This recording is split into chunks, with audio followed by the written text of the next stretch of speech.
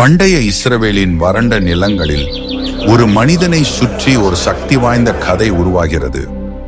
இவருடைய சக்தி ராஜாக்களை பயப்படவும் விசுவாசிகளை தங்கள் நம்பிக்கையில் பற்றி கொள்ளவும் வைத்தது. விஷம் கலந்த தண்ணீரை அவர் ஆரோக்கியமான சுத்தமாக சுத்திகரித்தார். இறந்தவர்களை உயிர்ப்பித்து முழு படைகளையும் குருடாக்கி அவரது எதிரிகளை பயமுறுத்தினார். ஒவ்வொரு அற்புதமும் அவரை சுற்றியுள்ள மர்மத்தை ஆழ்படுத்தியது. பரலோக வல்லமை கொண்ட தீர்க்கதரிசி இவர். ஆனால் இவருக்கு ஒரு தாழ்மையான ஊழியரின் இதயம். இறந்த பிறகும் அவரது தாக்கம் வரலாற்றில் அலைபாய்ந்தது. இதுதான் எலிசாவின் கதை. ஒரு சிலிர்ப்பூட்டும் நம்பிக்கை பயணம் மற்றும் அற்புதங்கள். எலிசா ஆபேல் மேகோலா என்ற சிறிய நகரத்தில் ஒரு தாழ்மையான குடும்பத்தில் பிறந்தார்.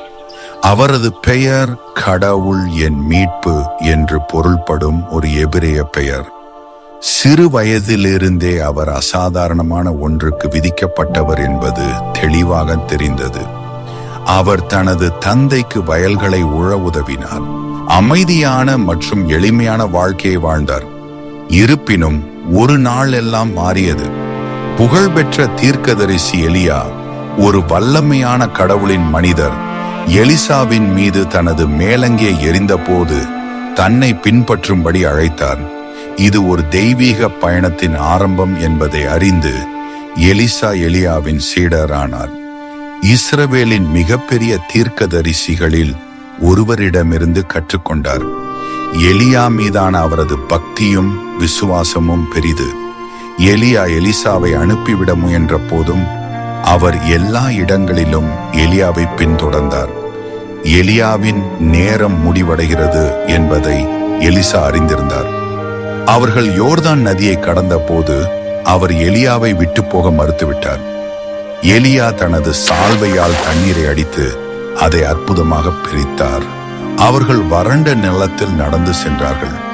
எலிசா எலியாவுடைய ஆவியின் இருமடங்கான பங்கை கேட்டார். தான் பரலோகத்திற்கு செல்வதை கண்டால் அது கிடைக்கும் என்று எலியா அதை உறுதியளித்தார். சில நிமிடங்களுக்கு பிறகு ஒரு நெருப்பு ரதம் தோன்றியது. சூறாவளியில் எலியாவை பரலோகத்திற்கு அழைத்துச் சென்றது.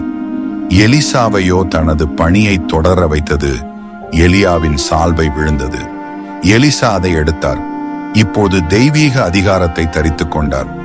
எலிசா யோர்தான் நதிக்கு திரும்பி எலியாவை போல அதே அற்புதமான வழியில் தண்ணீரை சால்வையால் அடித்து பிரித்தார். தூரத்திலிருந்து பார்த்த தீர்க்கதரிசிகள் எலியாவின் ஆவி எலிசாவின் மீது இரட்டத்தனையாக தங்கியிருப்பதை உணர்ந்தனர். இது அவரது முதல் அற்புதம்.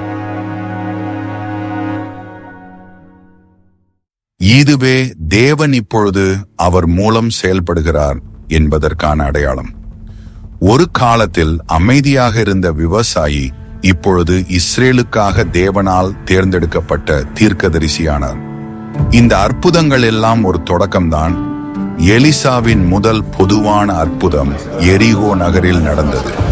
தண்ணீர் மோசமாக இருப்பதாகவும் நிலம் பலனளிக்கவில்லை என்றும் மக்கள் புகார் செய்தனர். எலிசா ஒரு கிண்ணம் உப்பை ஊற்றில் எறிந்து தேவன் அதை ஆரோக்கியமாக்கியதாக அறிவித்தார். தண்ணீர் உடனடியாக சுத்திகரிக்கப்பட்டது. நிலம் மீண்டும் ஒரு முறை பலனளித்தது. இந்த அற்புதம் எலிசா ஒரு தேவனின் வல்லமையான தீர்க்கதரிசி என்கிற பங்கை உறுதிப்படுத்தியது. அவர் கடவுளின் வார்த்தைகளை பேசுவது மட்டுமல்லாமல் மீட்பு மற்றும் புது வாழ்வை கொண்டு வர தனது வல்லமையை பயன்படுத்தினார். எலிசா எரிகோவிலிருந்து பயணம் செய்யும் போது நகரத்திலிருந்து 42 சிறுவர்கள் குழு வெளியே வந்து அவரை மொட்டை தலையா ஏறிப்போ என்று கேலி செய்தனர். அவர்கள் கடவுளின் தீர்க்கதரிசியை அவமதித்தனர்.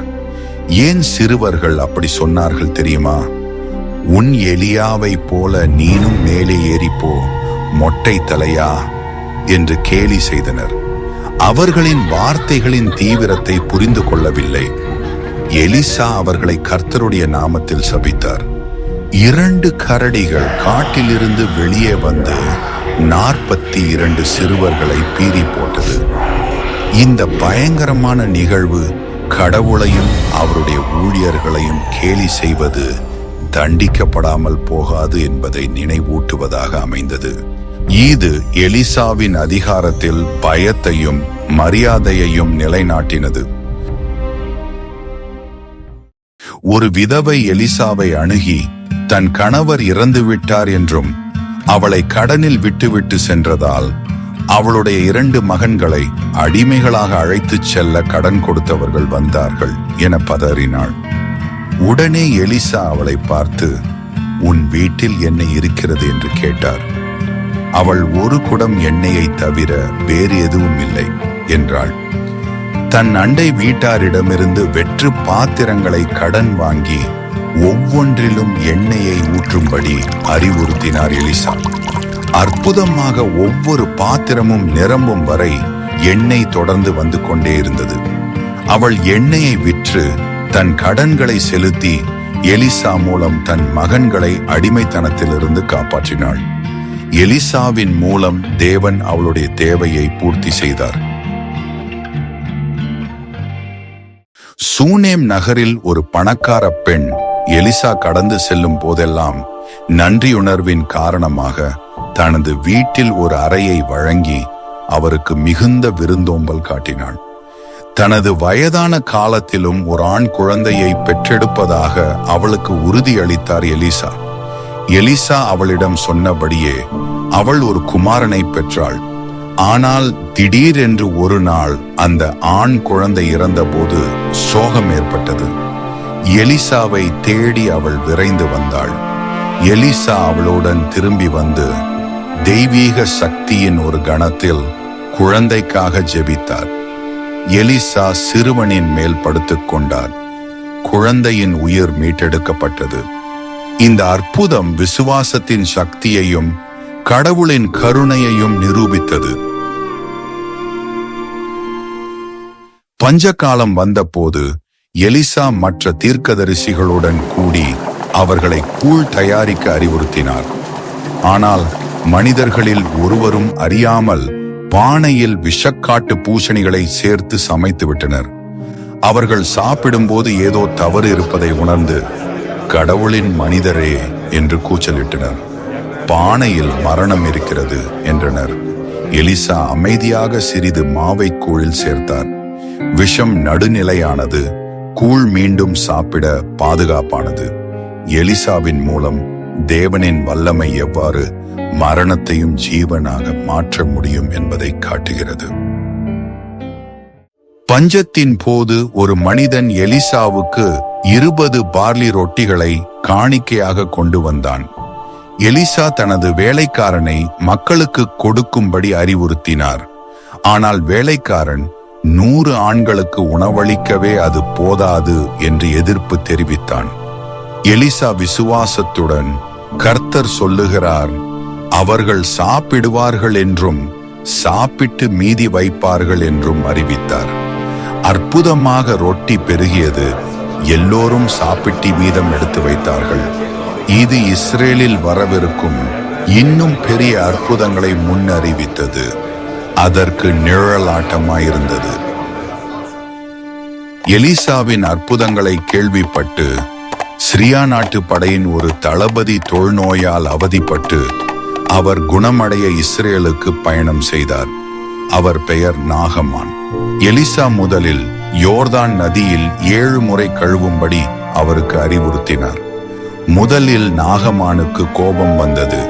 இன்னும் வியத்தகு வேறு விதமான குணப்படுத்துதலை எதிர்பார்த்தார்.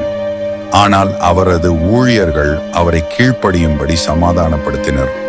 அவர் அதை செய்ததும் அவரது தோல் அற்புதமாக மீட்கப்பட்டது. ஒரு குழந்தையின் தூய்மையைப் போல அவர் தோல் சுத்தமாக மாறியது. இஸ்ரவேலின் கடவுள் மட்டுமே உண்மையான கடவுள் என்று தாழ்மையுடனும் நன்றியுடனும் அறிவித்தார் அந்த தளபதி. எலிசா நாகமானின் பரிசுகளை மறுத்துவிட்டார். ஆனால் அவரது வேலைக்காரன் கேயாசி தனிப்பட்ட ஆதாயத்திற்கான வாய்ப்பை கண்டு கொள்ள யோசித்து, கேயாசி ரகசியமாக நாகமானை பின்தொடர்ந்து எலிசாவின் பேரில் பரிசுகளை கேட்டான். கேயாசி திரும்பி வந்தபோது எலிசா இந்த கேயாசி என்ன செய்தான் என்பதை அறிந்து அவனை எதிர்கொண்டார்.